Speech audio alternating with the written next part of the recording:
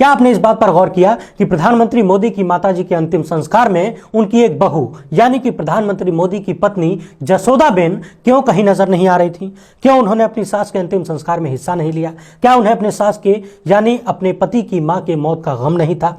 ऐसा बिल्कुल नहीं है, बल्कि सच तो यह है कि जैसे ही पीएम मोदी की पत्नी को यह पता चला कि अब उनकी सास इस दुनिया में नहीं रही तो उन्हें अत्यंत दुख हुआ और वे आनन फानन में तुरंत अंतिम संस्कार में शामिल होने के लिए निकल पड़ी। मगर दरवाजे पर पहुंचते ही गुजरात पुलिस ने उन्हें घेर लिया। उनके घर को चारों तरफ से घेर कर नजरबंद कर दिया गया। गुजरात पुलिस ने प्रधानमंत्री की पत्नी को उन्हीं के घर में कैद कर दिया।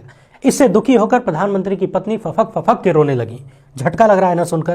प्रधानमंत्री की पत्नी को घेरने की रोकने की हैसियत किस पुलिस में है? मुझे भी ऐसा ही तगड़ा झटका लगा था। यकीन मानिए मैं काफी देर तक इस खबर पर ध्यान लगाए रहा कि ऐसा कैसे हो सकता है। हमारे देश में तो अंतिम संस्कार में दुश्मन भी आ जाते हैं, दुश्मनों को भी शामिल होने से कोई रोकता नहीं है। मुझे भी यकीन नहीं हो रहा था, मगर ये सारी बातें खुद प्रधानमंत्री जी की पत्नी जसोदाबेन ने कहा है ऑन कैमरा। इतना ही नहीं, कैमरे पर बोलते वक्त भी वो रो रही हैं। इस मामले को लेकर सोशल मीडिया पर खूब चर्चा हो रही है। लोग प्रधानमंत्री मोदी पर तरह तरह के सवाल उठा रहे हैं। लोग पूछ रहे हैं कि आखिर भारत के प्रधानमंत्री की पत्नी के साथ इतना घटिया व्यवहार कैसे किया जा सकता है। वहीं जब अंतिम संस्कार में जाने से रोके जाने पर जसोदाबेन ने पुलिस से पूछा कि आखिर क्यों हमें रोका जा रहा है, क्यों हमारे घर को पुलिस वालों ने घेर रखा है, तो पुलिस वालों ने जो जवाब दिया है वाकई वो झकझोर देने वाला है। पुलिस वालों का जवाब हजारों सवाल खड़े करता है। हम आपको पीएम मोदी की पत्नी की बातें भी सुनाएंगे और जनता का रिएक्शन भी दिखाएंगे। इसके साथ ही कुछ सवाल भी उठाएंगे। मैंने कई बार कहा है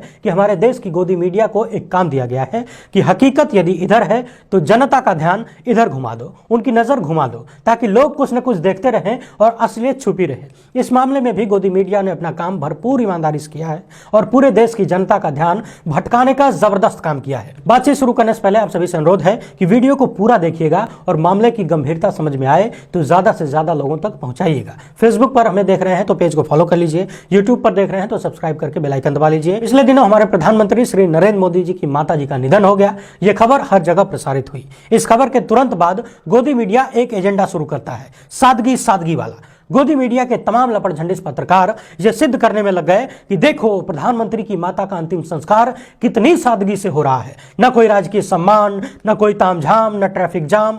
जबकि ये सभी को मालूम है कि अंतिम संस्कार में आमतौर पर जिस तरह के कार्यक्रम होते हैं वो सब कुछ हुआ, कुछ अलग नहीं था। जहां तक बात राजकीय सम्मान की है तो राजकीय सम्मान किन लोगों को दिया जाता है ये गोदी मीडिया वालों को मालूम ही नहीं है। वैसे मालूम तो जरूर होगा, लेकिन ध्यान भटकाने के लिए कुछ न कुछ तो बोलना है। क्या आपने ध्यान दिया कि पूरे के पूरे गोदी मीडिया ने उस दिन से लेकर अब तक प्रधानमंत्री की पत्नी के बारे में कोई चर्चा क्यों नहीं की? वैसे आमतौर पर गोदी मीडिया कभी भी प्रधानमंत्री की पत्नी जसोदाबेन का नाम तक नहीं लेता, मगर इस बार खुद प्रधानमंत्री की पत्नी ने सामने आकर हकीकत बयां की है और बताया है कि जब उनकी सास की मौत हुई, वडनगर स्थित अपने मकान पर थी। जब उन्हें पता चला कि उनकी सास अब इस दुनिया में नहीं है तो उन्हें काफी दुख हुआ और तुरंत अपने भाई भतीजों के साथ अहमदाबाद जाने के लिए तैयार हो गई।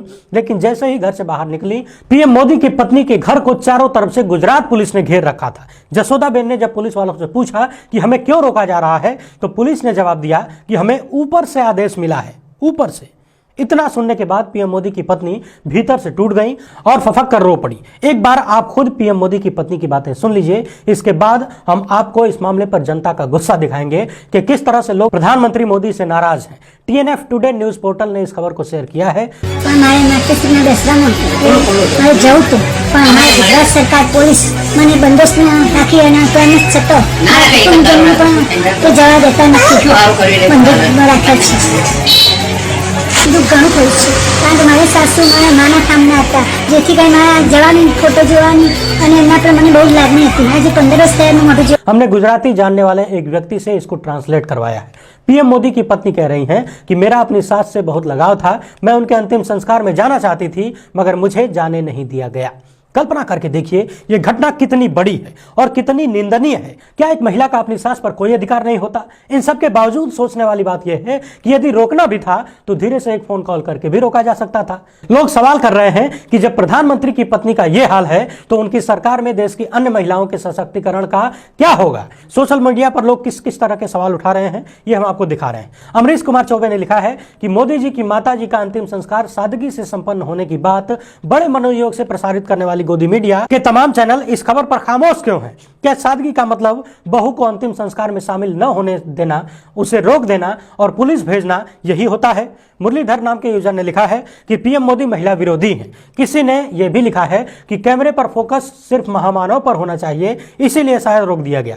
इरफान कुरैशी लिखते हैं कि यह खबर पूरी इंसानियत के लिए सनसनीखेज है, विस्फोटक है। पूरी दुनिया सुनकर दंग रह जाएगी कि क्या प्रधानमंत्री की पत्नी के साथ ऐसा सलूक किया जा सकता है, और यह संस्कारी पार्टी है। मुसलमान औरतों की चिंता करने वाले अपनी औरतों के साथ ऐसा क्यों कर रहे हैं? पहले अपने गिराबान में झांक कर देखें। बरजिंदर मान ने लिखा है कि यह आश्चर्यजनक है, मगर मुझे कोई अचंभा नहीं हुआ। Modi is exposed. निगम मिश्रा लिखते हैं, हे राम, जो अपनी पत्नी के साथ इतनी नाइंसाफी करता है वो देश के साथ क्या इंसाफ करेगा।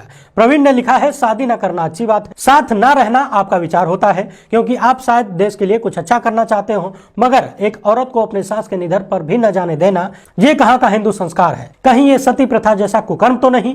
ये बेटी पढ़ाओ बेटी बचाओ के बिल्कुल उलट है। समीर ने लिखा है कि कैमरे में चली जाती तो इमेज खराब हो जाती। लोगों ने यहां तक लिख दिया कि जो अपने परिवार के साथ नहीं है वो देश की सेवा क्या करेगा। शशि ने लिखा है कि जरा सोचिए, हमारे प्रधानमंत्री की सोच कितनी छोटी है। एक बहू को उसके सास के अंतिम दर्शन से रोक दिया गया।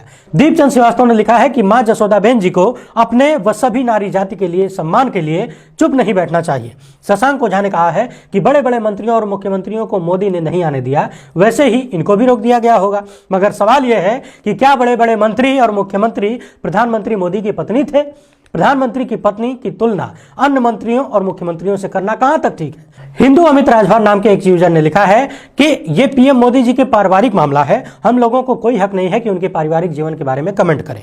बिल्कुल सही बात है, ये पारिवारिक मामला है, मगर जब आप अपनी माता से मिलकर उनके साथ बिताए हुए हर एक पल की मार्केटिंग करते हैं, तब मामला परिवार से उठकर कुछ और हो जाता है। और प्रधानमंत्री पूरे देश के हैं, ये सिर्फ एक परिवार का मामला नहीं है, ये पूरे समाज का मामला है। और फिर एक परिवार से ही तो समाज बनता है, समाज से एक देश का निर्माण होता है। यदि पीएम मोदी की पत्नी के ये सारे आरोप सही हैं, तो ये घटना हमारे देश को, हमारे समाज को किस तरह का संदेश देगी? पीएम मोदी समेत बीजेपी के तमाम नेताओं पर अक्सर महिला विरोधी होने का आरोप लगता है, मगर इस तरह की घटनाएं उन आरोपों पर कहीं न कहीं मुहर लगाती हुई दिखती हैं। बड़े से बड़ा दुश्मन भी अंतिम समय में अंतिम दर्शन करने चला जाता है। लोग अपने दुश्मनों तक को नहीं रोकते, और यहां तो बहू को ही रोक दिया गया, वो भी पुलिस के द्वारा नजर बंद करके घर में रोक दिया गया।